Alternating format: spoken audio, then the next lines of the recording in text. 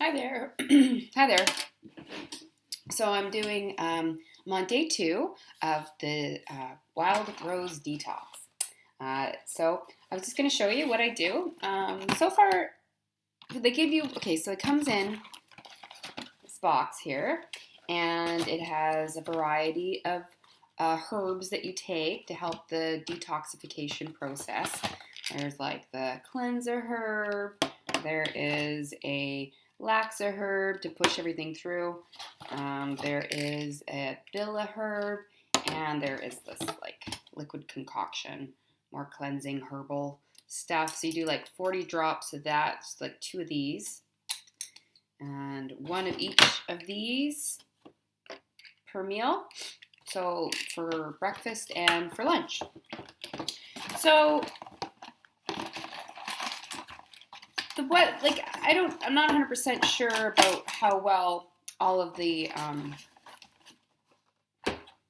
herbals are going to work. I mean, it could just be all voodoo stuff, but the key point about for me about this cleanse, the thing that works for me the best is the fact that it has no sugar. So I'm not allowed to have any sugar in my diet. So it's funny because I also have to reduce my fruit intake. So I can't have like oranges and bananas and or a lot of apples. I can have like 1 apple. Maybe I could put like a little bit of like almond butter or something like that on it. So that in itself has been very difficult. I did a week before I started the cleanse. I cut out sugar, so the best that I could, except for one night I went out for my friend's birthday and I had 2 drinks.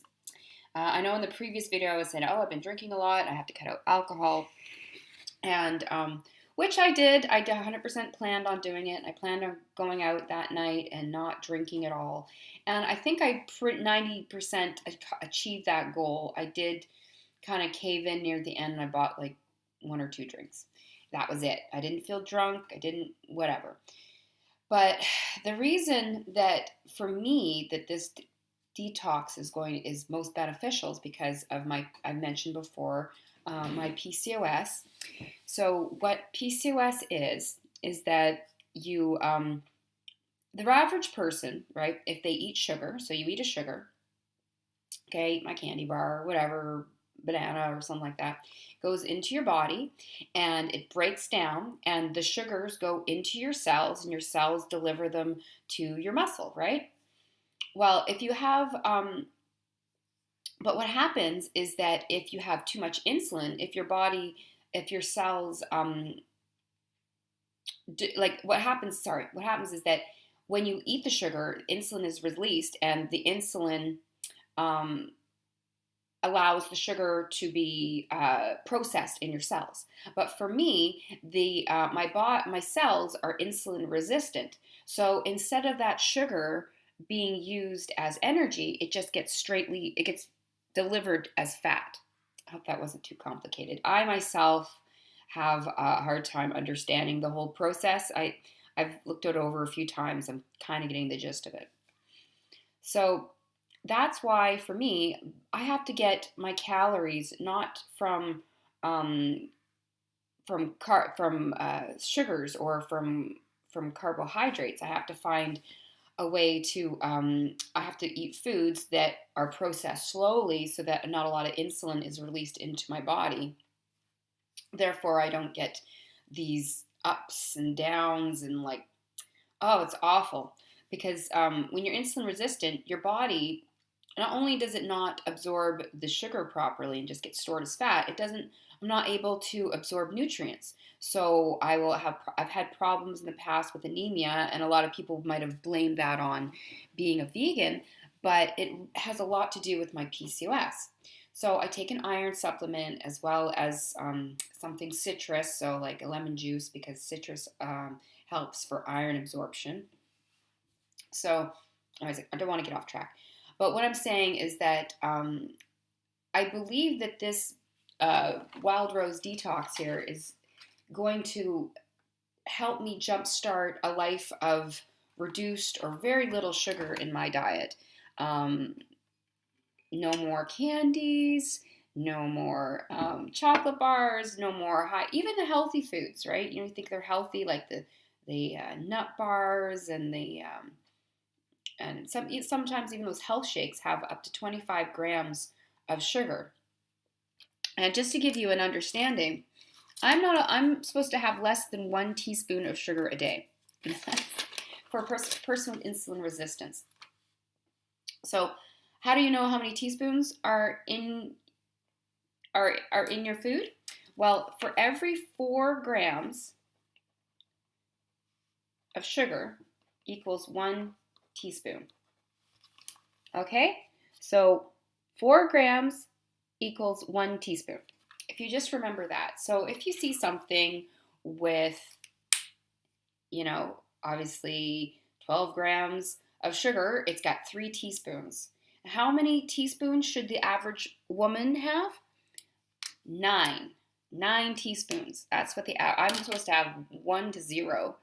And the average person can have up to 9, 10 teaspoons of sugar. I think men it's 12 to 14 because they can process sugars a little quicker.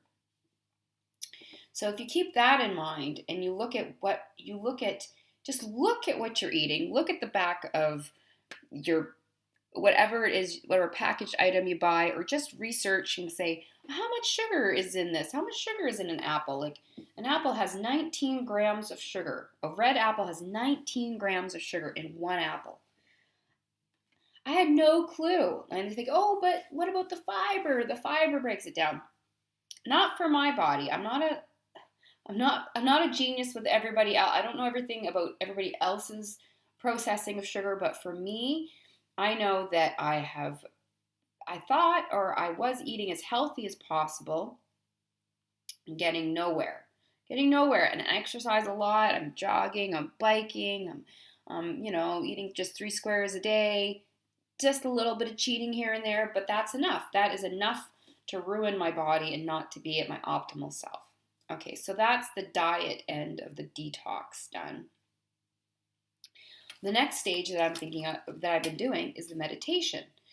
I meditate once in the morning and once at night. So this morning I woke up and I did my meditation, and once again, still having trouble. I sit there and I center myself, and then I start daydreaming and I start thinking of this and that, but like everything, it takes practice. So every day I think I get a little bit better at some days, some mornings or some evenings when I'm meditating. It's a little easier than others. My mind feels clear. I feel like I'm on track. The third type of cleanse that I'm trying with this detox is media detox. What do you mean by that? What does media detox mean? Well, it's not like I'm not watching any YouTube or watching any Netflix or any movies, but I'm being a lot more objective. I'm looking at it like every time I watch something, even if it's just someone's vlog, I'm like, what message is this person giving me? What are they trying to tell me? Well, and is there something insidious about this entertainment? Is there an ulterior? I know it sounds very like, conspiracy theory like, but really, even if the movie themselves didn't want to give off a certain message, they still give you a message. What is the underlying message of this movie? I watched this movie just this morning called Horns. I encourage you to go on Netflix and watch it. And while you're watching it, I'm not going to tell you what to think about it. I want you to watch it, and I want you to do this if you want, but I would like for you to grab a pen and paper, and as you're watching the movie, say, what's this movie telling me? It's saying, okay, this part happened, and what message do I get from that? I got a lot of conflicting messages, but anyways. So yes, these are the 3 things that I'm working on. And I thought a part of my detox is also being productive, and making this video to me feels a little bit productive. So yeah, wish me luck. I'll drop in and give you another update in a few more days, see how it's going, tell you how I'm feeling. So far, I'm feeling great. My energy levels are like this as opposed to like that, and my moods are feeling pretty on point. Okay, well, thank you, and talk to you soon. Bye.